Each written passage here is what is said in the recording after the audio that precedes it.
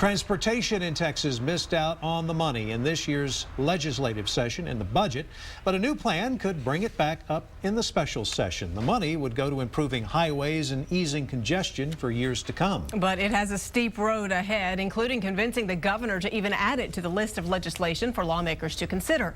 KXAN's political reporter Josh Hinkle has more, all new at 6. We live in a world where it's rush, rush, rush. Drive faster, turn here, park now. Like coming to the park? Yeah, it doesn't move. It's stuck here. For Tina Lowry and her 4-year-old Cohen. Do you want to drive? You a good driver? A little off-road relaxation might be the only solution. Where would you put your foot if you had to slam on the brakes? Because traffic's so bad. To their problem with Texas traffic for now. I know within the last 5 years, it's just gotten horrendous. From 35 south to north, if you're headed from airport to Kyle, you're in traffic for what, an hour and a half? They have this huge traffic problem and congestion. It just kind of, I don't know, it's kind of weird to me. Considering the state's growing population and growing need for infrastructure. It's behind a new Senate proposal. The Texas Department of Transportation says it needs $4 billion a year to keep up. This plan would mean about $1 billion a year from the state's rainy day fund, if the governor adds it to the list of legislation for lawmakers to consider in this special session. There's been some important movement in the transportation side. Is it enough? From my perspective, no. But again, I think it's a little bit premature.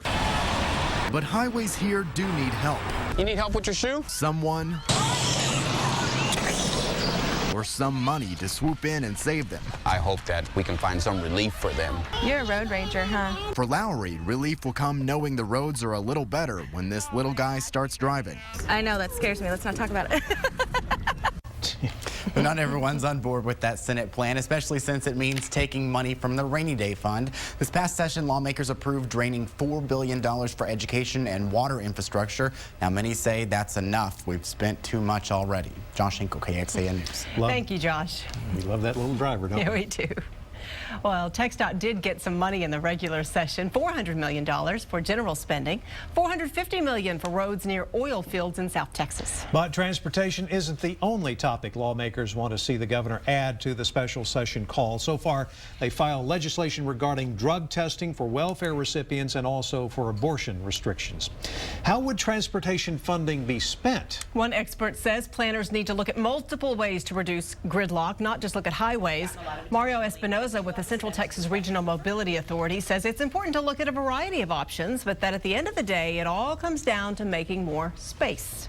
Primarily, we need more capacity. And when we say that, by saying added capacity, we're talking about more lanes to some of the existing roadways that we currently have. Austin, especially at its core, is so built out. We just don't have the right-of-way or additional land to go out and build additional lanes. Espinoza says toll lanes on existing highways, as well as the cut and cap plan, which would put I-35 underground in downtown, will help increase capacity. Next week, we're partnering with Leadership Austin for an Engage Breakfast series all about the growth in our area. The event is called Detour Ahead, Transportation for Our Region. It focuses on fixing the choking traffic that has gotten worse with the booming population. Our Brian Sanders will moderate this discussion with several transit leaders. It takes place next Tuesday, June 4th at the Long Center. It begins at 7:30 in the morning, and you can check out how you can sign up to be a part of it on KXAN.com.